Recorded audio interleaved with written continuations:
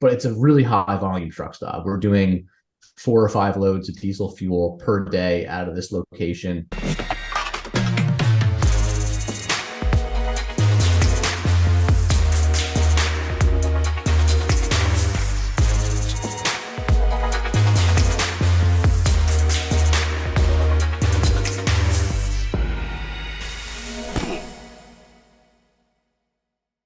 The trucking industry is crazy right now, and being a broker can be stressful. Managing your invoices, billing, collecting, carrier base, and cash flow can feel like an impossible task. But I can tell you, OTR Solutions has figured out the impossible. They eliminate cash flow problems for carrier payments and ensure margin funding in just 24 hours with broker invoice factoring. OTR Solutions takes care of billing and collection processes with your shippers. And with lightning quick and accurate invoicing, your customers will never need another broker to handle their freight needs. Kick back, relax, and let OTR take care of your brokerage. If you want to know more, and I hope you do, check them out at otrsolutions.com/freight-caviar to see what they can do for your business. Or give them a call. They love to talk to brokers at 770-882-0124. We've partnered with Ascend TMS, the world's most popular and top-rated transportation management system. It's the ultimate tool for all your freight needs. You can use our referral code RA-FreightCaviar to receive 3 months of Ascend TMS for free. It only takes 20 seconds to sign up and no credit card is required. You can click the link below to learn more. Dominick, thanks for joining us today. Could you give us a little insights on who you are and your upbringing and how you got into the transportation trucking world? Sure. So I kind of have a prepackaged answer, but I'm going to give you a little bit of a longer answer for this episode. But I'm Dominick Tullo. I operate T&R Oil Company, which is an 85-year-old fuel transportation business. My great-grandfather started it, and he was hunking ice and coal through Hudson County, New Jersey. And over time, that transitioned into heating oil. At first, Esso came to him. It wasn't Exxon yet in the Northeast. Esso came to him and asked him to begin hauling heating oil to the greater New Jersey region for years for commercial accounts, for larger buildings. And then heating oil became more of an application for residential homes and multifamily. And then that sort of phased out. And then in 2015, I started working at the corporate business, T&R Oil Company. We have a non-corporate side to us too, which is where I got started when I was 11 years old, pumping gas at my dad's gas station in a small town in New Jersey. But my first corporate experience here in the family business was in 2015 when we sold the heating oil division. New Jersey mostly transitioned to natural gas in the region that we're in. So in 2015, I had a small fleet of trucks with no use case, because different from today, in 2015, trucks were not as hot of a commodity. So the buyer of that heating oil division didn't want our trucks, and I had 4 trucks and nothing to do with them. And that's sort of how I got to where I am today. But yeah, now we just operate as a small fleet T&R Oil Company. Okay, and that's for hauling oil. That's hauling oil specifically for commercial use. So we sell directly to fleets.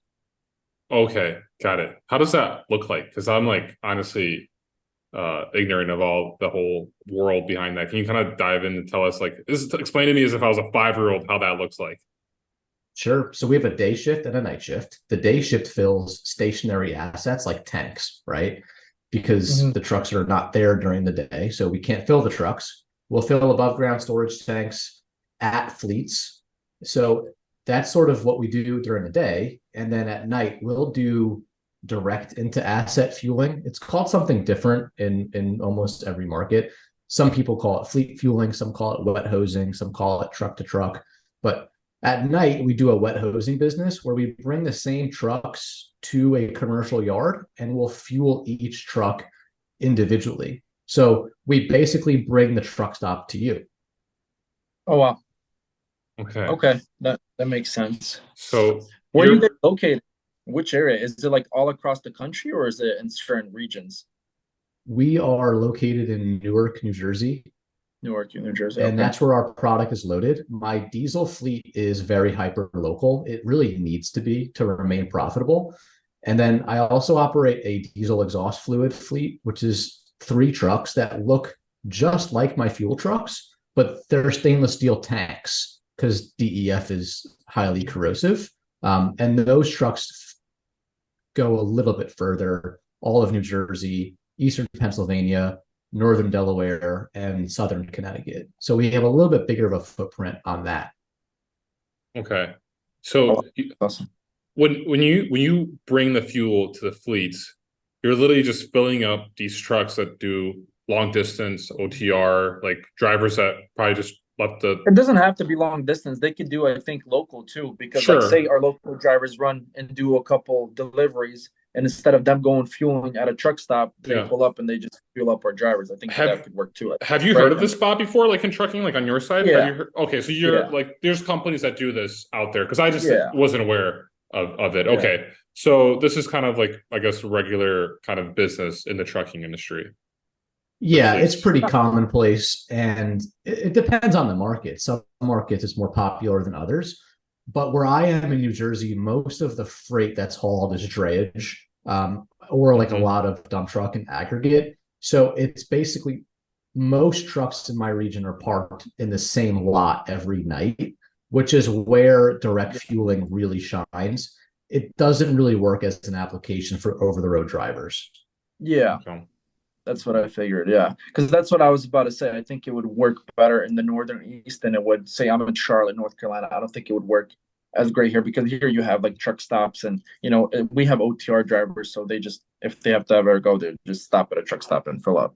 We also have such heavy traffic, and I'm at a truck stop. I'm physically located above the Tullo truck stop. So if you hear like a truck horn or something banging, like that's literally why. At any point, we have like 200 trucks on this property, whether they're doing overnight parking or fueling. But drivers lose a lot of time getting to a truck stop, getting fuel, whether there be a line, getting in and out. So I've been pretty vocal on Twitter about like having basically a calculator of if you have a 30 truck fleet, it's costing you $124,000 a year. Sorry, you could save $124,000 a year by having fleet fueling in the Northeast when you put all the insurance costs and labor costs, and doesn't even include the opportunity cost loss. But fleet fueling in this region is really effective because of how heavy the traffic is. Wow. Oh yeah, I believe it because then think about it. You got to pay the driver to go to the fuel station, pay him to come back, or he's losing the time driving there. Plus you got to pay for the fuel driving there. So you might as well, if you have a yard, might as well have a truck come there and just fuel up all your trucks and your whole fleet. Exactly. Yeah. That makes a lot of sense. So right now you're at the truck stop. You work from the truck stop. Can you tell us a little bit how the truck stop operates? And I mean, I guess like you said, there's sometimes up to 200 trucks. I mean, that's ton of equipment coming in and out. What does it look like? How does it feel like being at a truck stop like every day? Well, I mean, I basically grew up here. I've been coming here since I was 2 or 3 years old. As soon as my dad would let me. Angela, who's on the other side of my computer, has been working here for 25 years. So she's been here my whole life, basically. It's pretty cool. I mean, I basically grew up here. We get about 12,000 unique visitors through here on a monthly basis. And we're located on a 3-acre parcel. The average truck stop in the United States is 25 or more acres. So it's very small on a comparative basis, but it's a really high volume truck stop. We're doing 4 or 5 loads of diesel fuel per day out of this location. But we've been located here since 1952 is when this location was purchased. And my grandfather bought it, and it was just a small gas station. It's so old that we did more gasoline than diesel when this location first opened, because a lot of the local fleets that delivered out of this area were gas powered assets, which couldn't be more different than today. Now this truck stop then, I believe in the mid 70s, got converted into having fuel lanes. So you basically, fuel lanes, how you see truck stops kind of designed today, where you pull into the middle of a lane, there's a pump on each side, and you can get fuel, both saddle tanks at the same time through a high-speed flow diesel. So if there's one thing I can really give credit to my family, it's moving forward with the forms of energy transfer, whether it was from ice and coal to heating oil to diesel fuel, gasoline, and down to literally having a truck stop that services how trucks need to be serviced today. But this truck stop is a full service truck stop. It's got overnight parking in the back that you can basically buy in 12-hour slots. It's got a cat scale. It's got laundry. It's got showers. It's got a convenience store. It's got Subway. It has below ground diesel exhaust fluid. So it really is built like a national TA, Loves, what have you. It's just small family business owned, and it's branded as an Exxon. What's the address? I'm just curious. I wonder if I ever been. 61 Lincoln Highway in Kearney, New Jersey. Lincoln Highway. Look at that. It pops up. I just put 61 LIN and it pops up. It's Kearney, New Jersey. Okay. You're Nice. gonna have to stop by there, Bob, if you're ever in Jersey or have your drivers go there. New Jersey. I hate New Jersey with a passion, man. Every time I would go to New Jersey, I had the worst experience there. We don't even send our drivers there. Like I would rather lose money than go to New Jersey because every time I go to New Jersey, I hate it. I don't know, dude. And with the semi truck with the 353 footer, it's like the worst thing you can get yourself into. It depends where too. Like if you're going towards a little bit like Edison and then New Brunswick, that area is still not bad. But like Elizabeth once you get area, up to my neck of the woods, it's very, very densely populated. I mean, we watch some of the guys who clearly are over the road, who don't get to New Jersey often, park in our parking lot in the back, and you could just tell that they're just not used to it. Everything is tight. Yeah. Hey there, amazing listeners. If you're enjoying what you're hearing on our podcast, we need your support. It will only take a moment, but it would mean the world to us. Please make sure to hit the like button on this video, subscribe to our channel, and don't forget to share with one of your friends that would enjoy our content. Your engagement helps us reach more people and bring more awesome episodes to you. Thanks a million, and thanks for being part of the podcast community. Yeah, for sure. So you guys do bobtail parking in a semi truck park with the trailers? We have semi truck parking. We have bobtail parking. And if you're looking at an aerial view of this truck stop is situated on 3 acres, but we operate the 10 acres around it as well, and we do long-term parking there. So we've had tenants like US Express do long-term parking. Right? Yep, that's it. And then we operate the real estate around it for long-term parking. So usually how that'll work is a company will lease like 1 to 5 acres off of us, and then they'll sublease those spots to their owner operators. Yeah. Makes sense. It's crazy how many levels there's to it, you know? First, there's people leasing the land, then there's people actually leasing the land, turning it into a business, and then renting it out to owner operators that actually have owner operators, and then they rent it out to their owner operators, and you're like, man, where does this end? But it just keeps going and going. It's pretty crazy. Quadruple brokering of land. Dominic, what's your current role at TNR at the moment? So the thing about family businesses is they don't have job titles. There's no playbook. There's no corporate feel. It's very much wear many hats and do what works. So as far as the title has, I really don't have one. But my day-to-day is really just like customer management, overseeing the customers, making sure everything is kind of at ease, putting fires out. I basically put fires out for a living when needed, and just focus on how did that fire start and how can we prevent it in the future. So really just general oversight. I guess you can call me the general manager of TNR Oil Company if you had to put a title on it. Wow. Very neat. Yeah, that's definitely true with I feel like family business, you just wear many hats and do whatever you got to do to make it work. Yeah. And something that I didn't really realize until being in it for 5 or 6 years is I don't play as much of a role in the truck stops now as I used to, but I used to manage the staff there and the scheduling. TNR Oil Company, I had to start the overnight fleet, which was mega humbling. Not only running a fleet, but running an overnight fleet. My wife now, girlfriend at the time, it drove her crazy how much my phone rang overnight. So, over time, I've kind of put middle management into place as TNR's commercial division has scaled out. But yeah, I mean, every few years it kind of changes what my responsibilities are. You just kind of have to go with the flow and look at what the most important thing is today to focus on in a family business. And I'm really lucky that my brother, who's my counterpart, is really technologically savvy and puts all the great tech and scaling stuff into place, and I can focus more on the growth and the operation. Yeah. So is it you and your brother that are running it now, basically, or do your parents still? Effectively, yeah. My father's semi-retired. My father still operates the gasoline distribution side of our business, which is an asset-light business now. He doesn't operate any trucks. He brokers the actual hauling out, but we have the ExxonMobil franchising rights in this part of New Jersey. So if someone wants to convert to an ExxonMobil site, we can facilitate that process, and then we'll actually distribute the fuel to them. And my dad just loves that business and is still really active in that. Okay. Wow. Oh, wow. That's awesome. That's another business. Yeah. Go ahead, Bob. I had a question. So I see you guys have a cast scale on. Is it a cast scale, or you guys have like your own scale? So at this Tullo truck stop, it's a CAT scale. CAT owns it. If you look up the street from an aerial map, there's the New Jersey truck stop, which we also own and operate. That's a mobile. And we own the scale at that truck stop. And there is actually a difference. We have to maintain that one. We collect the full revenue amount from that, but there's no marketing associated with it.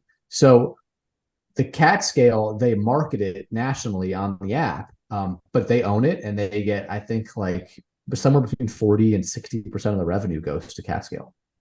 Okay. Oh, see, I always wondered how that worked, because I'm like, every time I would drive a truck, any truck stop I would pull into, right, you have like certified CAT scale. So I would always go to those, right? Because it's whatever, $13 or whatever it is. But I always wondered how it would work. So they just come to you and they're like, hey, we can install our scale here, and then you get a certain percent of the revenue and we get a certain percent, or do you like lease out that piece of land to them and then they're like, here, we're going to put a scale here for 10 years and then whatever we make. It's a revenue split. We don't have a lease with them in the traditional sense, but they own it. They have, I'm sure, some rights to use that land. Although they've been here for so long, I couldn't even tell you what that agreement looks like, but it's a revenue split, and then they maintain all of it. That's pretty cool. It's a good gig. It's actually pretty cool that I have someone that knows kind of this stuff, how it works. Yeah. How much like fuel comes into the truck stop every day? Like when you say you distribute the fuel to, like, let's say you set up the whole Exxon franchise for someone and you distribute the fuel to them, like, I'm guessing a lot of fuel comes into the Tullo truck stop. Like, can you quantify that? I'm guessing you can. The Tullo truck stop's a high volume truck stop, especially when you consider the size of it. The Tullo truck stop is, I would argue, the highest per square footage volume truck stop in probably New Jersey, if not the Northeast, just by happenstance of where it's located. We also sell gasoline here. The gasoline's pretty high volume as well on a relative basis. I won't share the diesel gallons, but the gasoline gallons is about 200,000 gallons of gasoline per month. And most of the clients are Amazon vans. We have 4 Amazon warehouses within like 2 square miles of here. Amazon vans, like dry vans. Yeah, like Amazon final mile delivery. Final mile delivery. Yeah. Okay. Yeah. And you said those gasoline or diesel? Sorry. Those are gas powered. Those gas powered. Okay, gasoline. So that's 200,000 gasoline gallons per month. Yeah. Okay. And then the diesel I can't share. Oh, you can't share. Okay. But, no, I can't share, but got it. It's a tremendous amount. Okay. Yeah, got it. And then you also distribute it through like to other gas stations across the Jersey area. Okay. Exactly. For better or worse, New Jersey is really densely populated, so we do a lot of gasoline distribution gallons. We don't operate those sites. We just distribute them. For better or worse, New Jersey's densely populated, but it's also very wealthy and forward-thinking. So we've been hit with electric vehicles probably before any other market in the Northeast would be. So we're seeing a pretty big drop-off year over year of gasoline volume. Okay. Very interesting. So do like a lot of just trucks with fuel deliver this gasoline to you and diesel every day? Is that how it works? Is it like, I'm also not knowledgeable on Sure. this. So let's separate it in two parts. So we have haulers who pick up our diesel in Newark and then deliver it to our truck stop for the retail usage, and it will be sold at the pump. And then on the other side, on our gasoline division side, we have those same haulers who will pick up gasoline under our name. They will deliver it directly to a gas station. They will effectively bill us, and we will bill the customer. Okay. So Exxon will bill us, we'll bill the Got it. customer. Okay. So when they go pick it up in Newark, where are they picking it up from? There's two main terminals. If you want to get really technical, it's not even in Newark anymore. It's in Port Reading, New Jersey, which is closer to Linden. And then there's another one in Perth Amboy, which is, depending who you ask, it's like central New Jersey. Okay. Newark, these terminals have just gotten priced out. The land is just too expensive for them to operate, and they're basically just being offered insane money to no longer sell fuel there. Wow. Okay. That's crazy. Then they get pushed out. You got to bring it in from further out. away. So Yep. Yeah. And ExxonMobil, and I've been really vocal with them about this because we're one of the larger diesel resellers. For them, they look at it as, oh, well, this rack's only 30 minutes from you. It looks like it's only 30 minutes when you do it on Google, but to your point before, when you get north of Linden, the traffic is just nuts. Yeah. So it really is about an hour in transport. Okay. Got it. So Dominic, sorry, I might sound like an idiot right now, but I kind of just want to get more details here. Because I feel like I have a feeling that a lot of our audience probably doesn't understand this either. So when your trucks go to Perth Amboy, or it's not Newark, it's Port Reading, they fill up from, like, who's filling up those tanks? Sure. So the driver will literally go under a rack. Okay. And the driver will get under the truck, and the truck will have 3 fill ports. Mm-hmm. Driver will go over to a prompt screen, say I am loading ExxonMobil regular and ExxonMobil premium on behalf of T&R Oil. They will connect to the truck. They will fill their 8,700 gallons of gasoline. They'll take the bill of lading, they're printed out. They will deliver it to the gas station we request for them to deliver it to. And then that bill of lading will come to T&R Oil Company, and we will bill the gas station. Wow. Does that answer your question? It does. It does. So there's just like these huge tanks filled with gasoline and diesel. Huge tanks. Huge. And it's called a fuel rack. Yeah. I mean, if you've ever flown... have the pipes that go there, and they bring all the fuel there, and then you have like this mass distribution, right? And then they distribute it to smaller, facilities or smaller truck stops. But yeah, you have this whole... So one thing that you guys may think is pretty cool, and the general public may think is pretty cool that people don't realize, is all of the gasoline and diesel fuel, when it comes into a loading facility, is the same product. There's no quantity difference. The difference becomes when we go to load ExxonMobil product, or if you load Shell, or if you load Sunoco, when you're physically having that product loaded into your truck, there will be an injection of an additive that also has an identifier in it. So it'll basically make the product different, but all of the product you see in those massive tanks is exactly the same. It's literally when it gets loaded in. So ExxonMobil can come to my truck stop right now. Yeah, and ExxonMobil can come to my truck stop right now, sample their diesel, and they can tell it's their diesel fuel. Wow. Okay. That's crazy. Other than that, it's fully a commodity. Just curious. Yeah, I did not know that. I did not. Yeah. I thought they would have all these round, because you see all these big things. So I thought each one was separate things. But you're saying they immediately inject it, right? As soon as you. Wow, that's pretty crazy. Yeah. Is there would there be a reason for ExxonMobil to come and test your fuel? Be like, oh, you're. Of course. Okay, so you have an agreement with them, locked in, and I would think so. They've come in. They test your fuel just to make sure that you're compliant and only getting their fuel. And we've never had them do that because they only do that if they have a reason to. If they were to see that our volume cut in half, then they may look, okay, T&R is selling unbranded product. That unbranded product is going to be cheaper, But ExxonMobil does all this marketing, so they want to make sure that their Yeah, product's being sold at your truck stop. definitely. And okay, very interesting. I'm really Question: do you have fascinated with this. any time, like, do you guys have any stuff, like, I guess I don't know how this would work, but like basically a driver, right? He goes pick up this fuel and then he's dropping it off at your truck stop. Do you guys ever have where his buddy pulls up and he's like, "Yo, let me just fill you up a little bit"? Does that ever happen or no? These trucks are gravity off fed, so basically you're offloading it in a 6-inch fitting. Tube? So it's pumping off Yeah. so fast that no, you couldn't have that happen with a gasoline tanker. But we've had some foul play when it comes to our overnight fleet fueling, where drivers have tried to work the system and stealing fuel. Yes.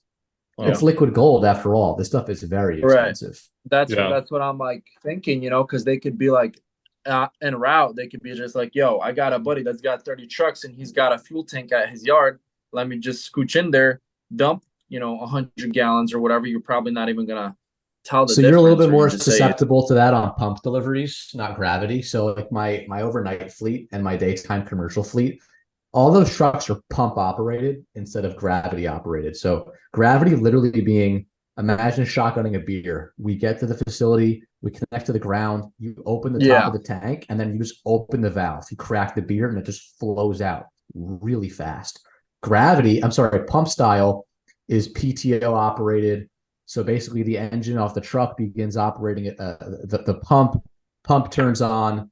In order to get that pump to actually dispense product, you need to scan a barcode that's associated with a customer and with a tank, because it's a weights and measures metered delivery that's basically like regulated in an entirely different way. So when we bill a customer for fleet fueling, imagine we're showing up with a truck, we're filling 30 trucks.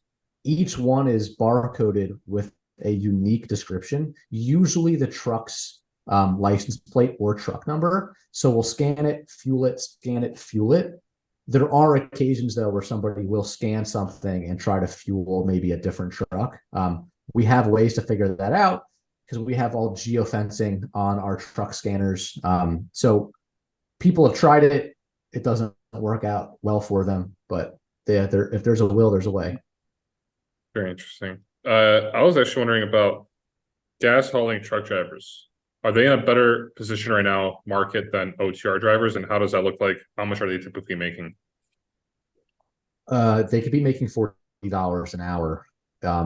There's very few 1099 gasoline tanker drivers who are delivering to like these type of customers. It's almost all W-2. It's also really frowned upon to deliver gasoline on a pay by the load basis because it incentivizes like rushing. So yeah.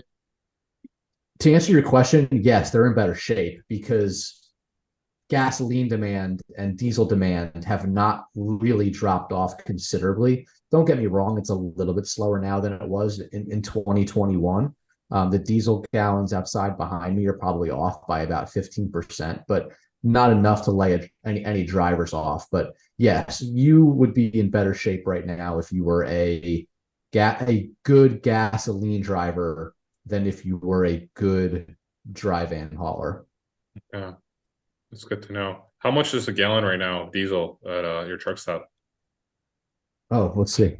469. Oh, what a good number. Yeah. It's Okay. been going up. Diesel has been going up lately. It's kind of crazy.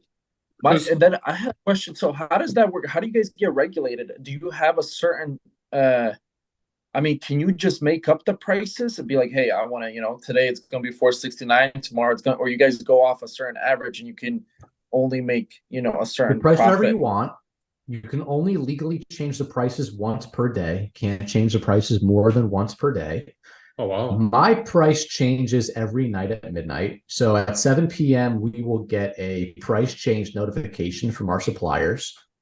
We have Exxon as a supplier, but I also have unbranded suppliers for my commercial diesel fuel. So our price will change basically nightly at midnight. Now, let's say the price comes down 20 cents tonight, which is more common than it used to be. But that's a very big price change for a single day. We're probably not going to rush out to the truck stop and drop the price 20 cents. That's where a retail station makes margin, is when the spot price comes down, because now we're loading the product 20 cents cheaper and we're going to sell it outside at the same street price. Now, we will drop the price over time as other competitors drop the price. We want to remain competitive. If we want to be aggressive on pricing, and we do this from time to time, if the price dropped 20 cents, we may drop it the entire 20 cents that night. Now, the rest of the market will get upset about that because we've basically just sucked the margin out of the local diesel market. So there's a balance between racing to the bottom and capturing margin. In some markets, gasoline, like gas station operators, rush to the bottom as fast as they can. And it's terrible. Those are terrible markets to be in. I could drive through New Jersey neighborhood and say, you would never want to sell gas in this neighborhood, or you would never want to have a truck stop in this neighborhood because this person is just giving it away. Or they're trying to get people into their store. That said, that's why gasoline and diesel prices tend to come down slowly. Inversely, if our price goes up 20 cents, we're going to raise the price 20 cents immediately. We don't really have a choice because we're going to lose money very quickly. Yeah. So that's why you see prices up fast, down slow. That's very interesting and good to know. I'm wondering, like, what's like an average profit margin that you make, like that you're trying to seek? It just totally depends situationally and like where you're located real estate wise. So like let's think of it this way. The average is probably 20 cents. Like, to give you a cookie cutter answer, the stations are making 20 cents. So like that percentage wise would be like 5% probably. It's just it just depends on the cost of goods sold. So if diesel is more expensive, I don't necessarily make more money. I'd actually prefer gas and diesel to be cheaper because then my receivables are less. Mm-hmm. Yep. Totally. But if a station has a great location, they can get away with charging more. Like our truck stop, there's very few truck stops with this proximity to the port where you can comfortably fit reliably a 53-foot trailer and power unit. There are diesel locations cheaper around us, but you can't reliably get into them. If there's one truck fueling in there, you're not going to get in. We have 9 lanes, and you could be 3 deep in line, and you're safe. So it's a safe, reliable place to get diesel. Sure. That said, it costs us more to operate that much land. So yes, we could charge a higher margin, but our cost expense is a little higher. That makes total sense because, like, I mean, you can go get the cheaper diesel, right? But then you're going to waste 2 hours waiting in line, or you're going to waste this much time. So you'd rather pay. Or you're going to be pulling out into an unsafe egress of something that's not designed for your truck. Yeah. Huh. So we get national carriers that other stations don't get. Is it true? I read an article before that most gas stations, I guess, I don't know about like truck stops, but basically they don't make their money on the actual fuel themselves. They make the money in the convenience store, or like, you know, the stuff that they sell inside. That's where that's one method. Yeah, I mean, not one size doesn't fit all. For example, my dad and the gas station that I grew up at, he charges a decent margin. Doesn't have a food offering, but has really nice staff, well-spoken staff, polite staff.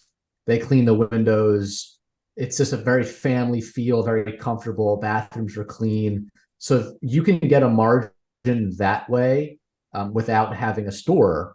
Inversely, you know, some of the larger corporate operators will use lower pricing to get people in, and then they'll try to make the money selling, you know, cigarettes and sandwiches. Yeah. It's interesting because a couple of weeks ago you tweeted, you had a poll on Twitter, guess the #1 selling item per day by unit at our truck stop. And before I say the answer, Bob, I want you to guess this one. I'm not sure if you've seen this already on Twitter. I'm going to give you 4 options, and I want you to choose which one do you think is the #1 selling item at the Tullo truck stop. cigarettes, medium coffee, buttered roll, or large coffee. Those are your 4 options. Which one do you think is the number 1 selling item? I could For say me that to again. guess? Yeah, guess before I give the Oh, I answer. already know. It's the buttered roll. Oh, because I Oh shared man. it. All right. It's Yeah. I always get it. So Oh, okay. Do you really You know, always when I get the put butter that poll roll? together, you buy buttered rolls when you see no, them? I Oh, just saw okay. the thing. I'm Oh, messing with you okay. guys. When I put But that that's poll crazy. I thought it together, would be the coffee though. Yeah. right? And when I put that poll together, I thought that putting buttered roll in there would be like a dead giveaway because it's just like kind of like a weird Yeah. thing. But no, it clearly wasn't. But yeah, buttered roll is just a top seller, Wow. That's crazy. Maybe this is just a New Jersey thing, you know? probably. Yeah. And that's probably a huge profit margins on the butter rolls too, because of what does it take to make a butter roll? You know Right? what I'm saying? Yeah. So the overnight store operator is slow. So he or she spends like from 2 a.m. to 4 a.m. just buttering rolls and wrapping cellophane around them. And It's we awesome. usually sell like 150 buttered rolls a day. Wow. Yeah. Well, next time I'm in New Jersey, I'll have to stop by and try one of those butter rolls. They must be I don't good, know if you I know? I don't know if I've ever had one. So let me know how it is. So Yeah. Dominic, you have the truck stop. You also do the fuel distribution. You have the real estate land, which you lease out to. You said I think Estes was a leaser of the land, if I'm not mistaken. US Yeah. Express used to lease from us. Okay. Now we have And then Hub Group, C&K, some of okay, the larger so carriers. big, yeah, huge publicly traded trucking companies. Mhm. And I know that you've been kind of vocal on Twitter where you said my goal is to build the largest real estate portfolio in my lifetime possible without any investors other than banks. And I think you might have mentioned the number, but I'll let you talk on that. There's a lot of revenue streams going on back and forth, and like you seem to be doing a lot. Can you kind of like tell us what your, I guess, what your dream scenario is with everything that you have right now? For me, trucking is a constant dynamic atmosphere. And it's a means to make a paycheck and acquire more real estate. So basically, trucking is a super active way to make money. It's very laborious, intensive, oftentimes stressful. And I'm just looking to convert that high stress cash into low stress, more passive income. And for me, real estate is the vehicle to do so. So basically all excess income from TNR Oil Company that comes my way is redistributed into personally owned real estate, which is separate from the real estate portfolio that I help my dad's company operate. Okay. And this real estate, is it like commercial real estate, more residential? What does it look like?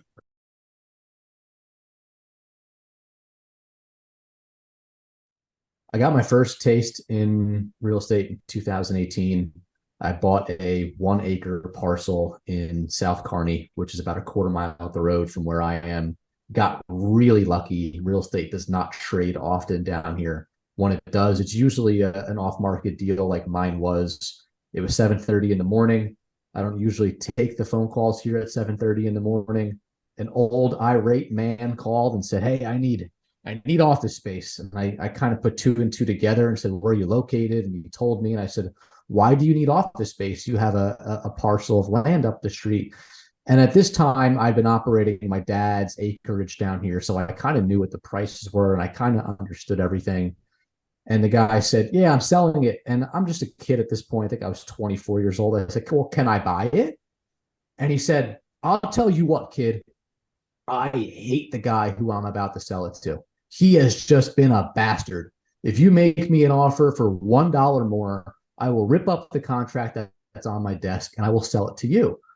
Oh well. I wrote the guy a letter of intent immediately, called my dad. My dad said, "Yes, just get it in contract. We will figure it out. We will buy it. I will help you buy this piece of property." So I got him in contract quickly. I took all the money I had in my name. I bought it off this guy.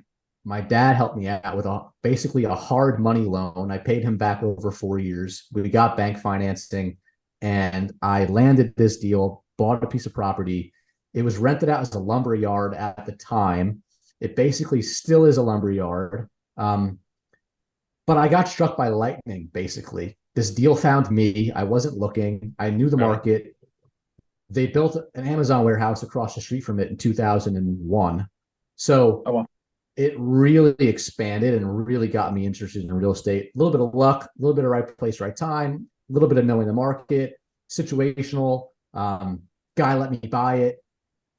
I bought it for probably 33% of what it was worth. So just really lucked out with that. But I got the bug and realized that this was a great way to make money long term if I had a long time horizon.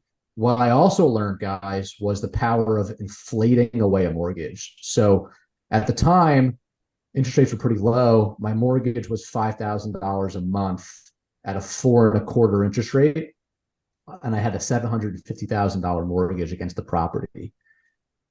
Fast forward 5 years, COVID happens, hyperinflation basically happens. We have insane inflation, insane monetary debasement. My rent has quadrupled of what I'm able to get off of that land, and my mortgage payment is still $5,000 a month. Right. So the only way to beat inflation and the only way to make money long term for me is to join it and just take out good debt against real estate. So I am now just looking to reemploy that playbook as cyclically every 10, 15, 20 years, inflation does happen. It tends to get out of hand. So I'm basically looking to deploy and buy as much real estate as I can now before the next period of inflation happens, because that's where you want to be when it happens. The people who owned hard assets previous to 2020, 2021, basically doubled or tripled their net worth just for owning hard assets. And that's where I want to be. So you're saying, so that was 1 acre, right? You said that was that 1 acre parcel. Mm-hmm. So do you mind sharing how much 1 acre kind of costs in that area? Sure. At the time we bought it for $1 million. Right now, if you wanted to buy it, it would probably cost you around $8 million. Oh, wow. Now I want to be clear. I got struck by lightning with this deal. I didn't know Amazon would build a warehouse across the street from it. I didn't know COVID would happen. I didn't know that e-commerce boom would happen. At the time, the property barely broke even, and I was thrilled to own it at barely break even. Yeah. The rent now you can get on an acre, which is more than what I'm getting, because I just have a really good tenant who didn't leave me during COVID and never jerked me around with the payment. But you can get $35,000 a month for an acre in this region now. I'm not getting that, like I said, but over time I'll get closer to it. But my mortgage is still the same. So you want to be allocated. That's the crazy part, because your mortgage is the same, so you're just paying it, and now you got an extra, even if it's 20 grand or whatever it is. But it's crazy that you're saying, because kind of same thing happened with me. I have some commercial real estate here, and I bought it right before COVID, and nobody knew what was going on. So I bought this warehouse. I did an owner financing deal with 0% APR. My payment. Yeah, my payment was like $2,500 a month for it. Had $5,000 in my bank. It was like a crazy deal. At that time, it looked pretty scary. Now COVID happens, and like I ended up renting both of those spots out. They cover my mortgage easily, like my owner financing deal. And now like it's just paying off itself, plus I'm getting money on the side. And so you mentioned you're in Charlotte, correct? Yeah, I'm in Charlotte. Right? This is outside of Charlotte. It's like doesn't matter. You're in a red hot market. Charlotte was not red hot probably when you bought it, so you took a little bit of a risk. Yeah. Now it's red hot. COVID happened. People want to move out of the Northeast. They want to move down there. So point is, like, you don't get lucky sitting in cash, and you don't get lucky not owning assets. So when you're out there deploying and buying the right stuff, luck will find you. And on a long enough time horizon, I just want to build as large of a portfolio as I can. So now my wife and I are building a portfolio of short-term rental homes. We have a house in the Outer Banks we bought in May, and we're renting it as a vacation house. We went down there. House was built in 2000. We did some cosmetic upgrades, ping pong table, new bed, new mattresses, painted the walls, made the place fun, landscaping, fire pit. And now it's a fun vacation home, and we've done pretty well with it over the summer. So we're going to look to keep employing that model. And then I recently bought a medical building in Bergen County, New Jersey. So just looking to keep growing my personal real estate holdings is the long-term goal. Nice.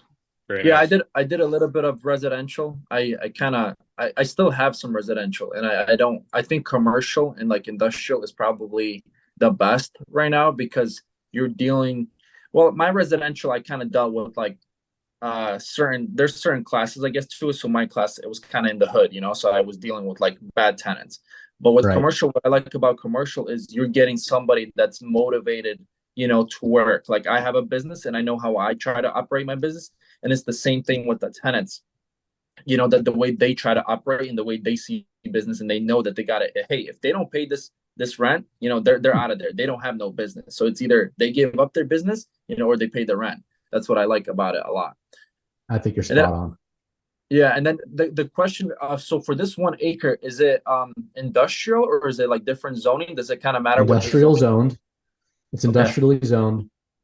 Truck parking is permitted. Truck parking where I'm located is the highest and best use of land, either first or second to warehouse. Yeah. The ability to just park chassis or have a lumber yard is really, really valuable with this proximity to New York City. I mean, you could see the Freedom Tower from the property. So to be able to get in and out of the city, the tenant that I have actually builds the tent setups for the US Open. So they Oh, need to be able to get to many places to build those setups. So Oh, wow. yeah, That's awesome. but yeah, it's industrially zoned. We bought here, I think it was 8 acres. 8 acres Wow. of industrial, almost 8 acres. It was like 7.7 outside of Charlotte, actually, like 2 years ago. 8 acres of industrial also did an owner financing deal, and we bought it for 550,000. It's So unbelievable. yeah, but it's still outside of Charlotte because anything kind of outside, it was like it's probably like 45 minutes outside, maybe 30 minutes outside, you know. So it didn't really go up that much in value. And we're in the process of actually selling it right now, trying to get something closer to the city. But yeah, it's definitely a good thing to have. That's awesome. One other thing I want to add about my playbook is it's to never sell anything. Like these real estate assets that we're buying, there is really no intention to ever sell them. I've had offers on this first piece that we bought, and I just have no interest. I just want to keep accumulating and accumulating and accumulating and just basically build a portfolio for my kids. I like Nice. that. Generational. It's Exactly. this is how you grew up, and I respect that. That's very neat. Uh, Strong Italian family. Good stuff. I mean, I really enjoyed this podcast. I thought that was amazing, Dominic. It was really nice to talk to you. I'm wondering if there's I learned a anything. lot. What's up? I said I learned a lot, Yeah, I learned about a like lot too. sport stuff. So Yeah, that's I appreciate that, guys. Thank you. yeah, yeah. very I neat. wanted to know. I had another question. So in New Jersey, right? They pump the fuel for you, right? Is that the state? Oh, really? It's still the Wow, same. It's still like that. that's an Why? Yeah. Why? interesting observation. Why is that though? Is it like do gas station choose, or is there a law that they have to pump it for you? It's a law, and we would love for it to not be that way because staffing gas stations is difficult. Yeah. But basically, it would be political suicide for a governor. It's exactly right. I mean, there's really no incentive for a governor in 2023 to come in and get rid of or basically employ self-service in the state of New Jersey because it would be political suicide for them to basically wipe out 20,000 jobs or more in basically a single pen stroke. And, you know, Governor Murphy now is on his second term, so maybe he wouldn't care as much but there's really just no incentive for it. Okay. I'm sure those people would find something else to do though. You know, there's always. I mean, look at all the job cuts that they say, right? There's always something else that they can go and find. I mean, if there's a will, there's a way. That's how I look at it. You know, people just are too lazy to do anything. But that's my opinion. So we were talking about that sign behind you at 76. I was just wondering because that's a gas station or a truck stop too, right? It's I a gas remember I station was. brand. It's part of Conoco's, like several brands. They have 76, 66, and then they have Conoco. In New Jersey, as I mentioned, we're an ExxonMobil wholesaler and franchisor.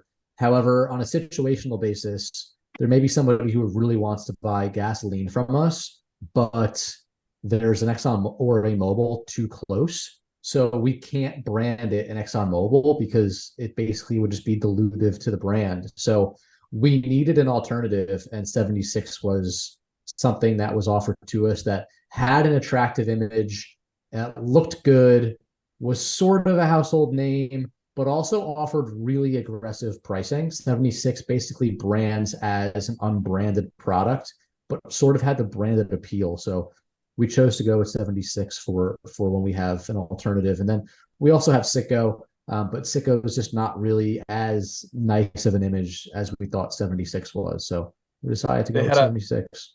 Nice. I like 76. It's funny that you said Sicko. They had this when I was in high school in Rochester, they had the Sicko in the hood down there, and they would just always sell beer to underage people and everything until they got shut down. But it was like known, they would just sell anything to anybody. That's where Bob would be at.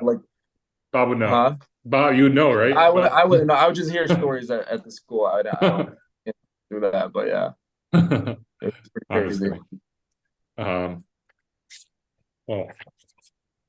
that was cool. This was actually pretty awesome. I definitely learned a lot of stuff. So you guys sell DEF too, right? At your well, obviously the trucks need it. So yeah, the DEF's been a really, really awesome thing to be a part of. DEF got kickstarted in the New Jersey market in a way that's different than in many other states. DEF was obviously federally mandated in 2011. And we had Hurricane Sandy down here in the ports of New Jersey, which wiped out a lot of the local fleets in like the Newark area. And the governor at the time basically issued a truck buyback program where they would basically give you money to go buy new fleets. So we had an influx of DEF trucks in this market in 2012 before really any other market did.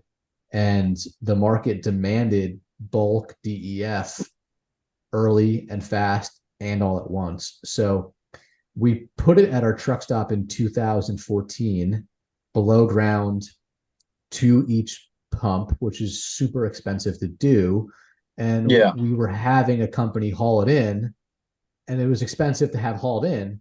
So we said, well, why don't we just do this? So we bought a stainless steel unit, bought one stainless steel unit, and then it was like not that busy, obviously, because we can only distribute to ourselves so much. So I began basically approaching fleets and saying, hey, you need DEF.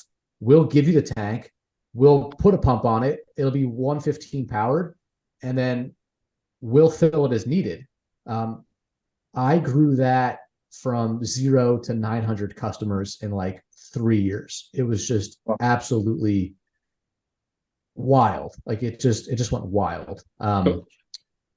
Primarily over cold call and cold text, to be honest with you, was my primary sale method. What's DEF? I'm sorry, guys. I know. Scam. It's literally a scam. He's happy about it because they get to sell it, and I'm pissed because my trucks keep breaking down. Because of that stupid crap.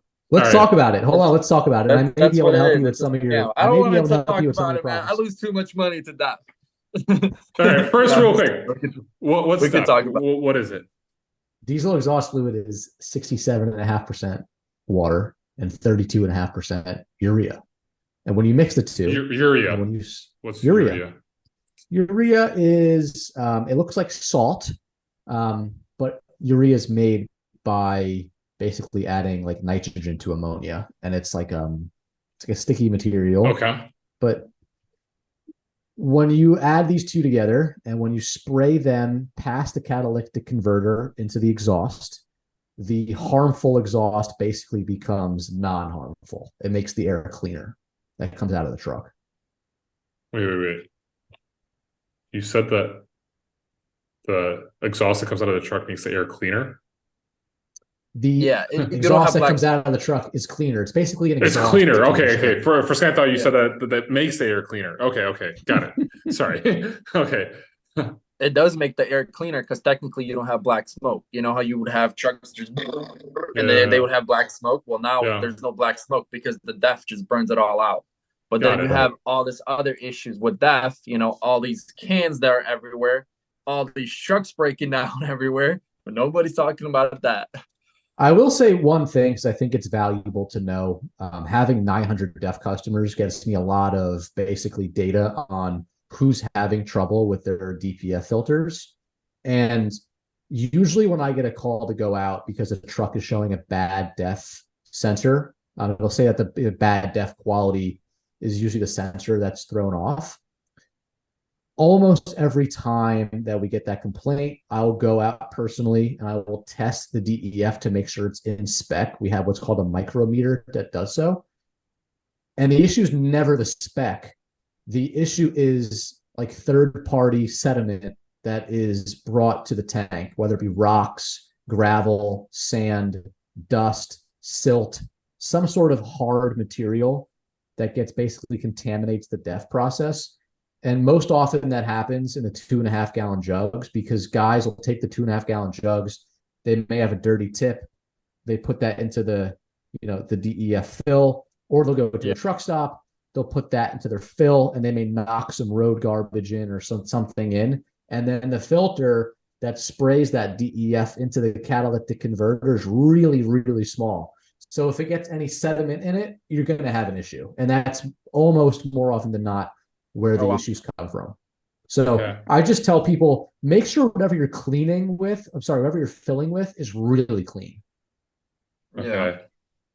They've gotten better. I feel like trucks have gotten better with that because I remember like a couple years ago, it was just horrible, some trucks, but now I think they got better with it, but it's still. Everybody has the issue. It's expensive to fix too. If it was cheap to fix, it would be still normal, but it's expensive. Very expensive. To fix, especially on some. So that's the only problem I have with it. But yeah. So real quick, I remember seeing a bunch of memes back in 2021 of about stealing catalytic converters, and I never really understood them. I know Dominic and you, Bob, too. Explain this to me.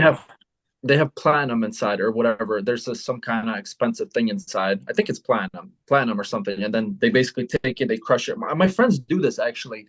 They steal catalog. They have like a whole salvage yard. They have a whole salvage yard, and they actually just cut the catalyst converter. They actually dump it or cut it in half, and then they take that precious metal and ship it out to, I think it's like Texas or somewhere, and then they get that filtered, and then they take out the platinum or whatever's in it. Got it. But yeah. Okay. Because you could even buy like look what you can do. Like I know even my brother, we would go to like these car auctions in Rochester, and we would buy like you could buy a cheap car for like $300. Like there would be just a junk car. But as long as it had the catalytic converter, you can literally cut the catalytic converter. You can make $180 just on that, and then just take the car to the salvage yard or whatever. They'll still give you like $400 for the whole car. Wow. So you just make money on that. There's a whole different business on that. Yeah. There's a lot of stuff that you could do. Got it. Very interesting. Well, Dominic, thanks for coming on the show. It was actually a great conversation. Truly enjoyed it. If anyone wants to follow Dominick Tullo on the internet, where should they follow you? They should follow my Twitter, Dominick_Tullo. And you could see basically all the content that I post there. Awesome. Love it. Dominic, thank you so much for coming on the show. I truly appreciate it, and I truly enjoyed it. Thank you, guys. Thanks for tuning in to the Daily Freight Caviar podcast. If you enjoyed the podcast, or if you didn't, leave a review. Let me know what you think. I appreciate any feedback. If you'd like to have more Freight Caviar content, go to freightcaviar.com and subscribe to my email newsletter.